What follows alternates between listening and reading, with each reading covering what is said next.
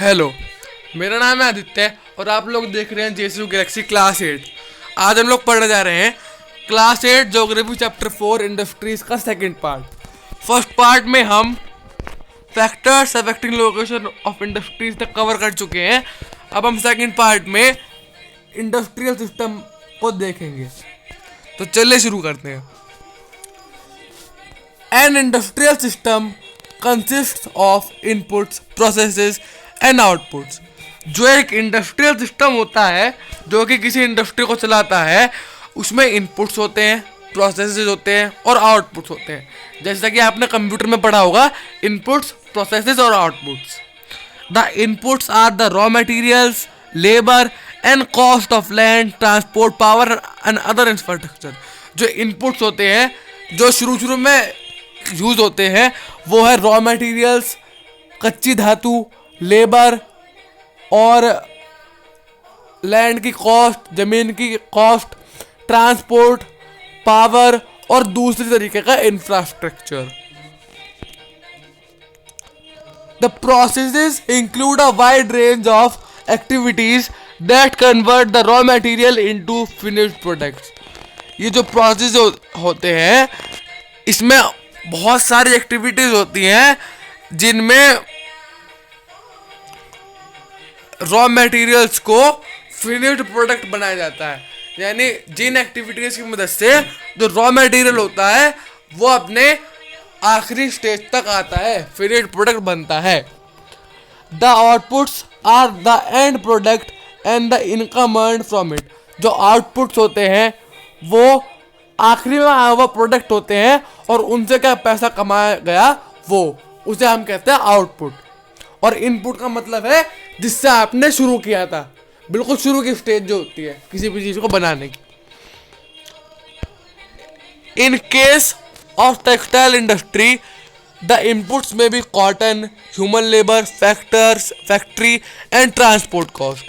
In case of textile industry यानी textile industry के case में,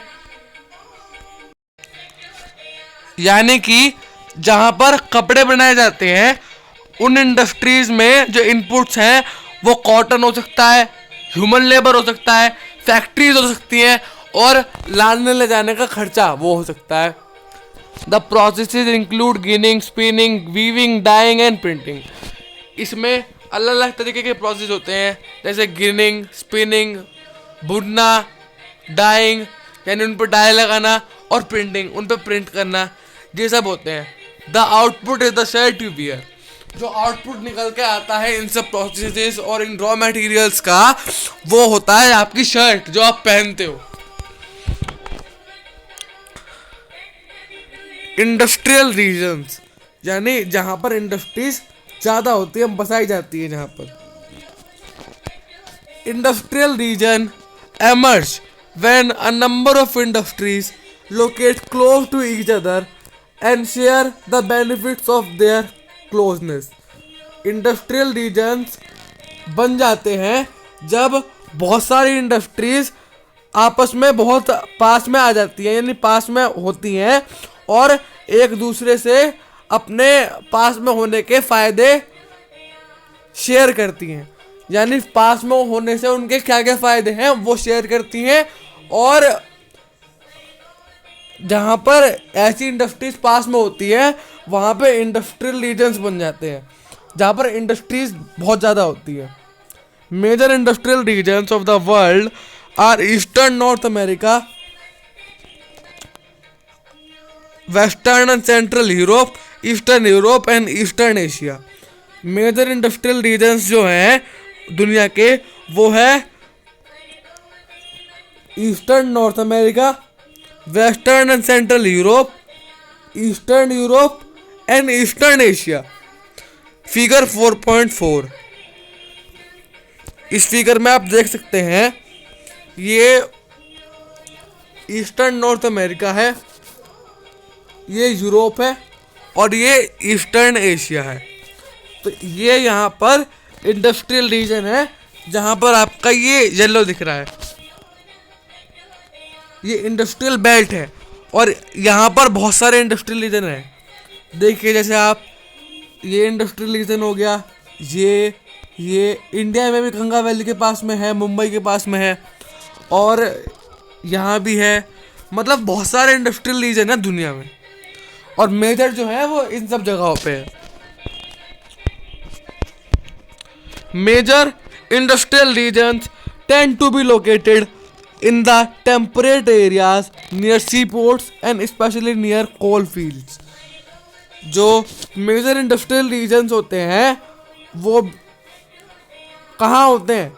टेम्परेट एरियाज में, जैसे कि समुद्र के किनारे हो सकते हैं मेजर इंडस्ट्रियल रीजन्स, और स्पेशली जहाँ पर कोयले खदानें होती हैं वहाँ पर बहुत इंडस्ट्रियल रीजन होते हैं। जैसे कि आप देखो मैप में, सी पोर्ट्स में ही बहुत सारे इंडस्ट्रियल रीजन है। ये भी सी पोर्ट पे है, ये भी पोर्ट पे है, बिल्कुल किनारे पे जो होते हैं। बहुत सारे आधे ज़्यादा जो इंडस्ट्रियल रीजन है वो बिल्कुल किनारे पे हैं। कुछ ही मिलेंगे, जैसे आपको ये है, ये किनारे पर नहीं है, ऐसे कुछ ही होते हैं। India has several industrial regions like Mumbai, Pune cluster, Bangalore and Tamil Nadu region, Hooghly region, Ahmedabad Baroda region, Chota Nagpur industrial belt, Visakhapatnam Guntur belt, Gurgaon Delhi Meerut region and Kollam Thiruvananthapuram industrial cluster. ये वो रीजन्स हैं जहाँ पर इंडिया में भी बहुत सारी इंडस्ट्रीज हैं, और ये इम्पोर्टेंट है, ये एग्जाम में आ सकता है। अब यहाँ पर एक स्टोरी है इंडस्ट्रियल डिजास्टर, तो आइए इसे पढ़ते हैं। In industries accidents disasters are mainly occur due to technical failure or irresponsible handling of hazardous material। यानी कि इंडस्ट्रीज में जो एक्सीडेंट दुर्घटनाएं होती हैं वो मेनली टेक्निकल फेलियर या फिर किसी ऐसे मटेरियल जो आपको चोट पहुंचा सकता है, या फिर जहरीला मटेरियल हो गया, ऐसे मटेरियल्स को इरिस्पॉन्सिबली हैंडल करने पर ऐसी दुर्घटनाएं हो जाती हैं।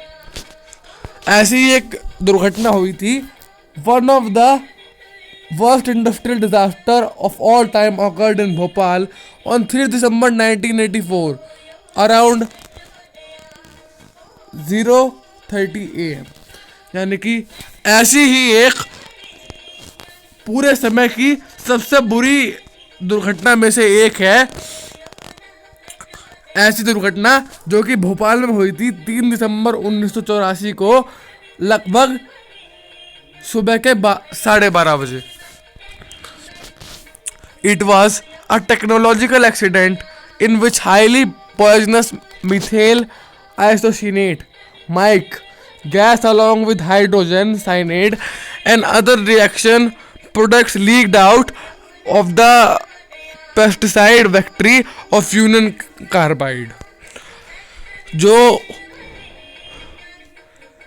ये एक टेक्नोलॉजिकल एक्सीडेंट था जिसमें जो बहुत पॉइजनस गैसेस होती हैं, जैसे कि मीथेल आइसोसिनेट और हाइड्रोजन साइनेट और दूसरे जो रिएक्शन करने वाले प्रोडक्ट्स होते हैं, वो सब लीक कर गए थे पेस्टिसाइड फैक्ट्री में से, जो कि यूनियन कार्बाइड की थी। और ऐसे जब मटेरियल लीक हो जाते हैं तो दुर्घटना हो जाती है।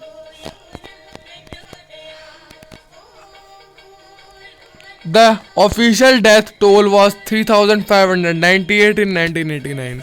यानी 1989 के हिसाब से इस दुर्घटना में 3,598 लोग मर गए थे, उनकी डेथ हो गई थी।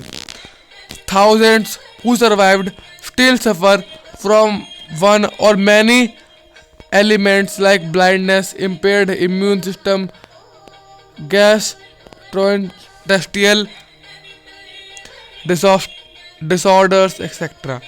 यानी कि जो हजारों लोग जो बच गए थे वो उनमें भी बहुत सारी बीमारियां, जैसे कि ब्लाइंडनेस, इम्प्यूर सिस्टम का कमज़ोर होना, गैस से प्रॉब्लम, जो डिसऑर्डर होते हैं वो, तो जो बच गए थे उनमें भी ये प्रॉब्लम हो चुकी थी। और ऐसा ही एक दूसरे इंसिडेंट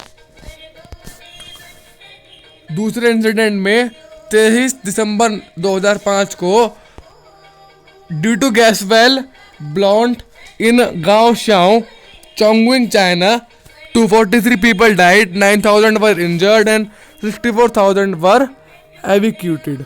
यानी कि दूसरे ही ऐसे एक इंसिडेंट में 23 दिसंबर 2005 को गैस वेल के ब्लो होने से, फटने से चाइना के चोंगविंग के गांव चाओ में 243 पीपल मर गए थे और 9,000 इंजर्ड हो गए थे और 64,000 लोग प्रभावित हुए थे। Many people died because they were unable to run after the explosion।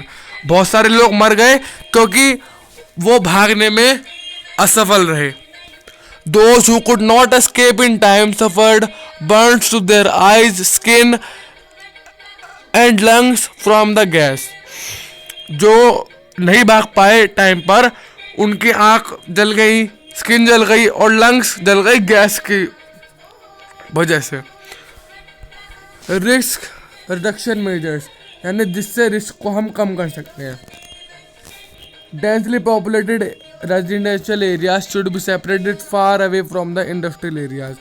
यानी ऐसे एरियाज जहाँ पर पॉपुलेशन बहुत ज़्यादा है उन्हें इंडस्ट्रियल एरियाज से अलग कर देना चाहिए।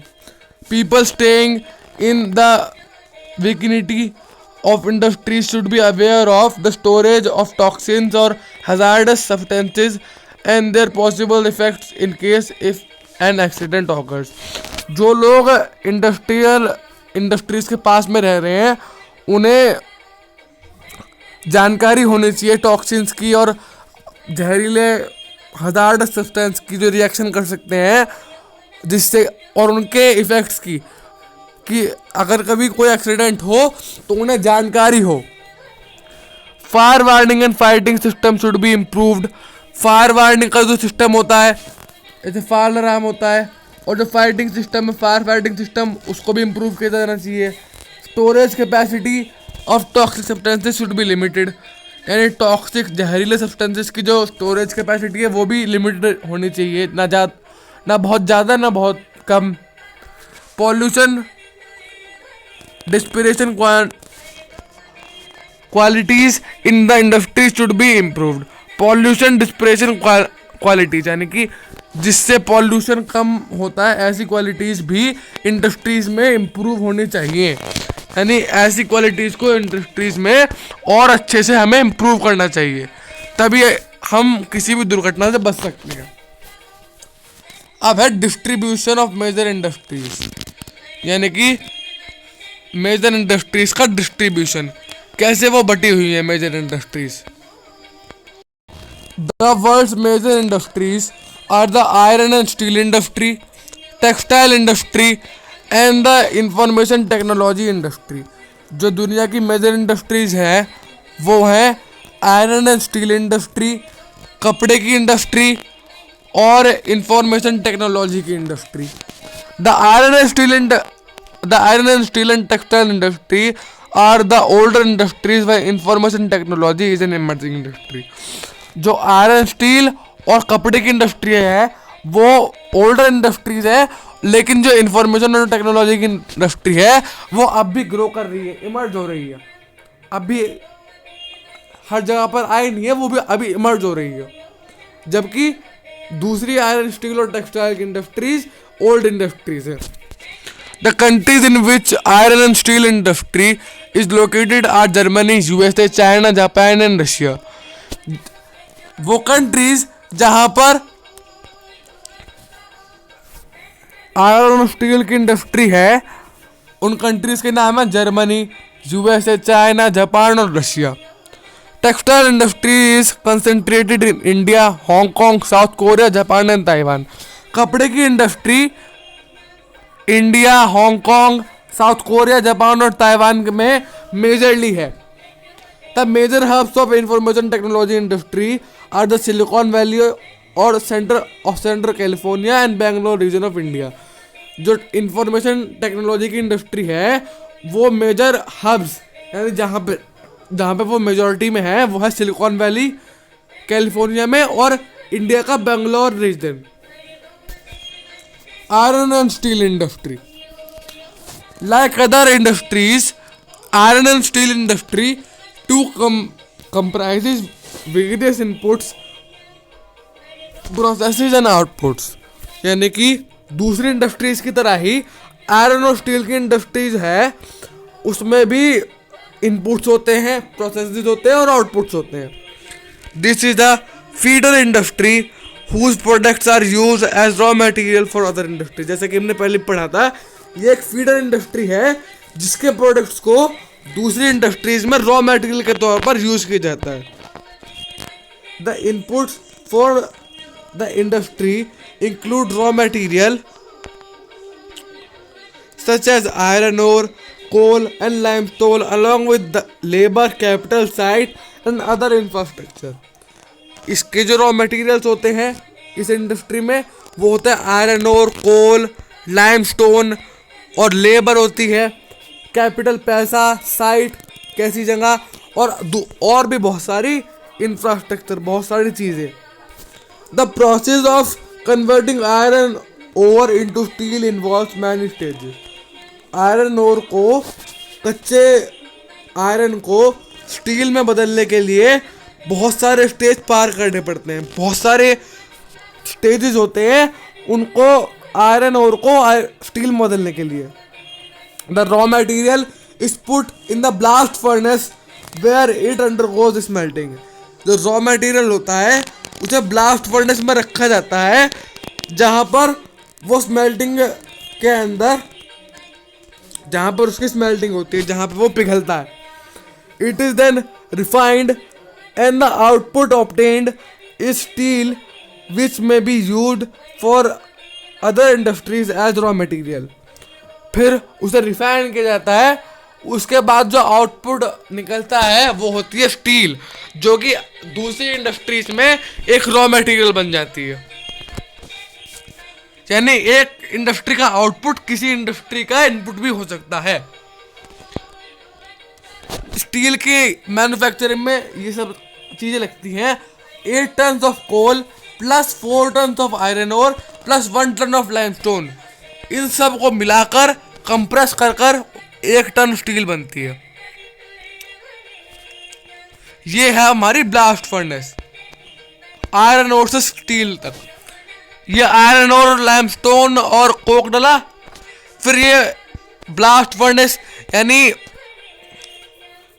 फिर ये पिघला, फिर मोल्टन आयरन और स्लैग निकला और इधर से हॉट एयर पास हुई। तो इसी तरीके से हमारी आयरन और तो स्टील बनती है। Steel is tough and it can easily be shaped, cut और made into wire. Steel tough होती है और उसे इजीली शेप किया जा सकता है, अलग अलग शेप्स में बदला जा सकता है, काटा जा सकता है और उसके तार बनाए जा सकते हैं। Special alloys of steel can be made by adding small amount of other metal such as aluminium, nickel and copper।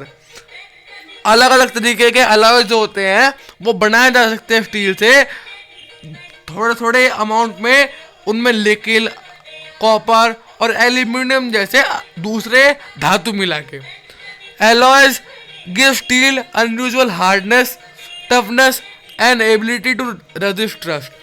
Alloys का मतलब है उसके ऊपर प्लेटिंग। तो एलॉयज जो होते हैं वो स्टील को बहुत ज़्यादा हार्डनेस, टफनेस और जंग लगने से बचाते हैं। Steel is often called the backbone of modern industry. Steel को मॉडर्न इंडस्ट्री का बैकबोन भी कहा जाता है। ये स्टील मॉडर्न इंडस्ट्री की रीढ़ की हड्डी है। अगर स्टील ना होता तो कुछ भी नहीं होता। Almost everything we use is either made of iron or steel or has been made with tools and machinery of these metals। almost everything मतलब जो भी सारी चीजें लगभग जो हम यूज करते हैं वो या तो आयरन और स्टील की बनी हुई होती है या फिर उन औजारों से बनाई जाती है जो कि आयरन और स्टील के होते हैं। Ships, trains, trucks and autos are made largely of steel. Ships जहाज हो गए, ट्रेनें हो गई, ट्रक्स हो गए और ऑटो होते हैं, ऑटो रिक्शा, वो सब स्टील के बनाए जाते हैं ज़्यादातर। Even the safety pins of the needles you use are made from steel. जो सेफ्टी पिंस होते हैं ना, वो भी स्टील के बनाए जाते हैं। यानी सुई से लेकर एक जहाज तक सब स्टील का होता है आजकल में, मॉडर्न इंडस्ट्री में।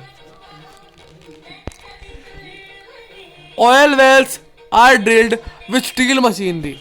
जो ऑयल वेल्स होती हैं, यानी कि तेल के कुएं होते हैं, उन्हें स्टील की मशीन से खोदा जाता है। Steel pipelines transport oil. Steel की पाइपलाइन होती है, वो ऑयल को ट्रांसपोर्ट करती हैं। Farm machines are mostly steel. Farm में यानी खेती में जो मशीन्स होती हैं वो भी स्टील की होती हैं। लार्ज बिल्डिंग्स है स्टील फ्रेमवर्क। जो अलग अलग बिल्डिंग्स होती हैं, बड़ी बड़ी बिल्डिंग्स होती हैं, उनमें भी स्टील से ही काम किया हुआ होता है। यानी हर चीज़ स्टील, मशीन्स स्टील, हर इंडस्ट्री में स्टील का यूज़ है। Before 1800 AD, iron and steel industry was located where raw materials, power supply and running water were easily available. 1800 AD से पहले पहले जो आयरन और स्टील की इंडस्ट्री थी वो वहाँ पर होती थी जहाँ पर रॉ मटेरियल, पावर सप्लाई और पानी जो होता था वो आराम से अवेलेबल था। Later the ideal location for the industry was near coal fields and close to canals and railways.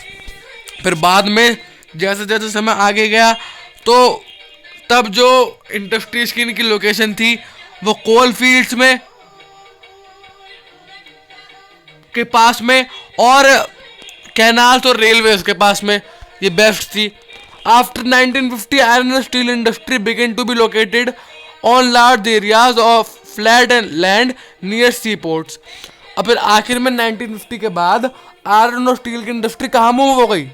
वो मूव हो गई फ्लैट लैंड में, यानी फ्लैट एरियाज में, पोर्ट्स के, समुद्र के किनारे के पास में। This is because by this time steel works had become very large and iron ore had to be imported from overseas.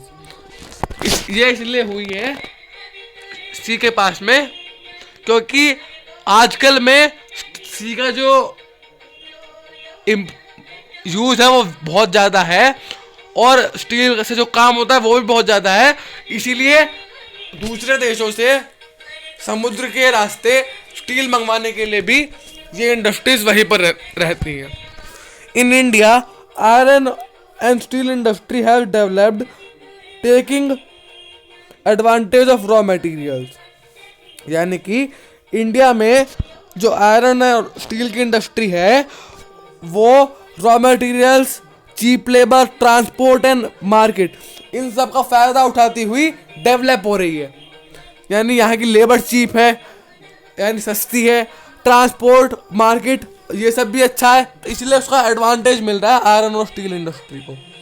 All the important steel producing centres such as Bhilai, Durgapur, Burnpur, Jamshedpur, Rourkela, Bokaro are situated in the region that spreads over 4 states। ये जितने भी steel producing centres हैं ये 4 states के में spread होते हैं। Waste Bengal, Jharkhand, Orissa और छत्तीसगढ़, ये 4 स्टेट्स में ये मेजर स्टील प्रोड्यूसिंग सेंटर्स हैं। Bhadravati and Vijayanagar in Karnataka, Visakhapatnam in Andhra Pradesh, Salem in Tamil Nadu और other important steel centres utilising local resources. Visakhapatnam Andhra Pradesh में, विजयनगर कर्नाटक में, भद्रावती विजयनगर जो कर्नाटक में है और सलेम तमिलनाडु में, ये कुछ और यूटिलाइजिंग लोकल रिसोर्सेज, मतलब ये भी स्टील का उत्पादन करते हैं अच्छा खासा अपने आसपास की रिसोर्सेज का फायदा उठाते हुए। Jamshedpur. Before 1947, there was only one iron and steel plant in the country. 1947 से पहले सिर्फ एक आयरन और स्टील प्लांट था इंडिया में, उसका क्या नाम था? Tata iron and steel company limited, TISCO, यानी उसका नाम था Tata iron and steel company limited. It was privately owned, और ये प्राइवेटली ओन्ड था, टाटा ग्रुप का ये था। After independence the government took the initiative and set up several iron and steel plants. आज़ादी के बाद गवर्नमेंट ने, सरकार ने इस चीज़ का बीड़ा उठाया और बहुत सारे आयरन और स्टील के प्लांट्स को सेटअप किया। TISCO was started in 1907 at Sakchi near the confluence of the rivers Subarnarekha and Kharkai in Jharkhand. जो टिस्को था वो 1907 में सांची में स्टार्ट हुआ था, जो कि जिसके पास सुबर्णरेखा और खरखाई रिवर थी झारखंड में। Later on Sakshi was renamed as Jamshedpur. फिर साक्षी को बाद में जमशेदपुर का नाम दे दिया गया। Geographically Jamshedpur is most conveniently situated iron and steel industry centre in the country. Geographically, भौगोलिक दृष्टि से जमशेदपुर जो है वो सबसे आसान सेंटर है आयरन एंड स्टील इंडस्ट्री का पूरे देश में। ये जमशेदपुर में आयरन और स्टील इंडस्ट्रीज की लोकेशन है। Sakchi was chosen to set up the steel plant for several region. Sakchi जो था, यानी जिसे बाद में जमशेदपुर का नाम दे दिया गया, उसे स्टील प्लांट में सेटअप करने के लिए बहुत अलग अलग कारण थे। This place was only 32 kilometres away from Kalimati station on Bengal Nagpur railway line. ये जो जगह थी ये Kalamati station Bengal Nagpur railway line से सिर्फ 32 किलोमीटर दूर थी। It was close to the iron ore, coal and manganese deposits as well as to Kolkata which provided a large market. और ये आयरन ओर, कोल और मैग्नीज डिपॉजिट्स जो कोलकाता में थे उनके भी बहुत पास में थी, जो बहुत बड़ा मार्केट को प्रोवाइड करते थे, यानी उनका भी बहुत बड़ा बाजार था। TISCO gets coal from the Jharia coal fields and iron ore, limestone, dolomite and manganese from Odisha and Chhattisgarh. जो टिस्को था उसे कोल मिलता था झरिया कोल फील्ड से, और आयरन और लाइमस्टोन, डोलमाइट और मैग्नीज मिलता था ओडिशा और छत्तीसगढ़ से। The Kharkai and Suvarnarekha rivers ensure sufficient water supply. Kharkai और सुवर्ण रेखा जो नदियाँ थी उनसे बहुत अच्छा पानी की सप्लाई हो जाती थी। Government initiatives provided capital for its lateral development. Government ने बहुत इसमें बाद में पैसा लगाया इसके लेटर डेवलपमेंट के लिए, जिससे ये और ज़्यादा डेवलप हो सके। In Jamshedpur several other industrial plants were set up after TISCO. Jamshedpur में टिस्को के बाद भी बहुत सेवरल प्लांट्स, यानी बहुत सारे सेंटर्स हुए स्टील और आयरन के। They produce chemicals, locomotives parts, agricultural equipment, machinery, tin plate, cable and wire. उनमें से chemicals, locomotive parts, agriculture equipment, machinery, tin plate, cable और वायर, ये सब चीज़ें वहाँ पे जो बाद में इंडस्ट्री सेटअप हुई उनसे भी मिलती है। The development of the iron and steel industry opened the doors of rapid industrial development in India.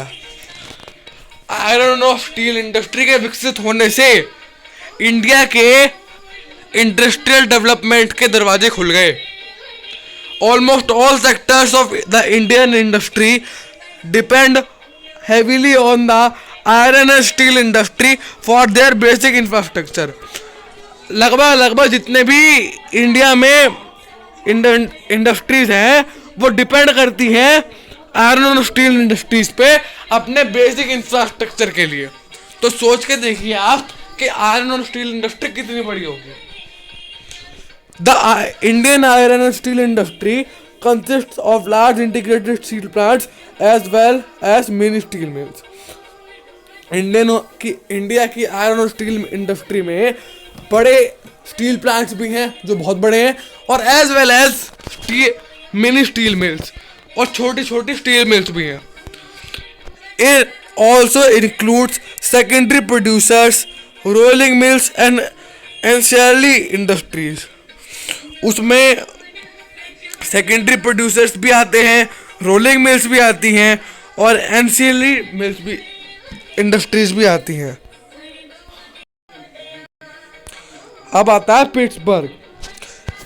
It is an important steel city for the United states of America.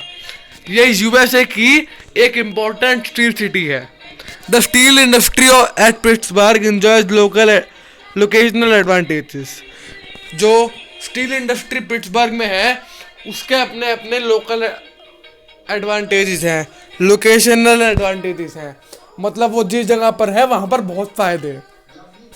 Some of the raw material such as coal is available locally, while the iron ores comes from the iron mines at Minnesota, about 1500 kilometer from Pittsburgh. जो raw material जैसे कि कोल वो available है locally यानी आसपास में ही, लेकिन जो आयरन ओर है वो आयरन की खदानों से आता है मिनेसोटा से, जो कि पिट्सबर्ग से 1500 किलोमीटर दूर है। Between these mines at Pittsburgh is one of the world's best routes for shipping and shipping और चीपली। इन माइंस और पिट्सबर्ग जो है, ये माइंस और पिट्सबर्ग का जो रूट है वो दुनिया का बेस्ट और सबसे सस्ता रूट है आयरन एंड ओर को शिप करने का।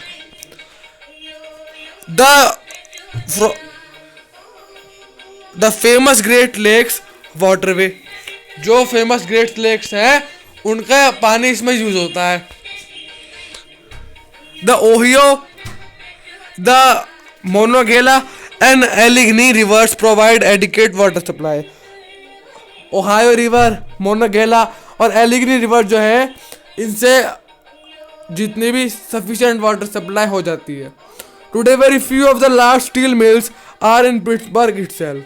आजकल में बहुत कम ही बड़ी मिल्स हैं पिट्सबर्ग में उसके खुद में।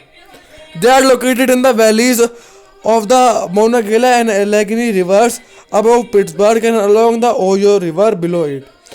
वो जो हैं वो मोनोगेला और एलिगनी रिवर्स की वैलीज में, उनकी घाटियों में है, और ओहियो रिवर उनसे भी नीचे है।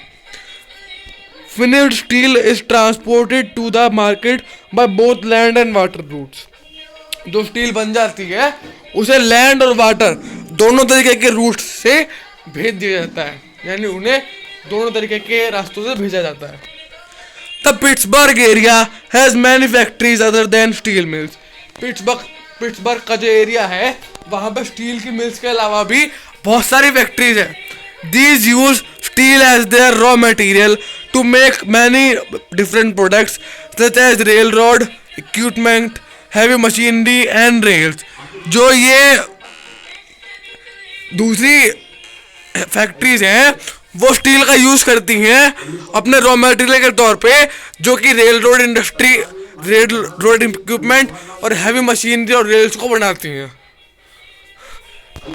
तो ये चैप्टर यहीं पे खत्म होता है। इसे क्वेश्चन आंसर हम नेक्स्ट वीडियो में देखेंगे। तब तक के लिए मेरे वीडियो को लाइक कीजिए और चैनल को सब्सक्राइब कीजिए। Thank you very much.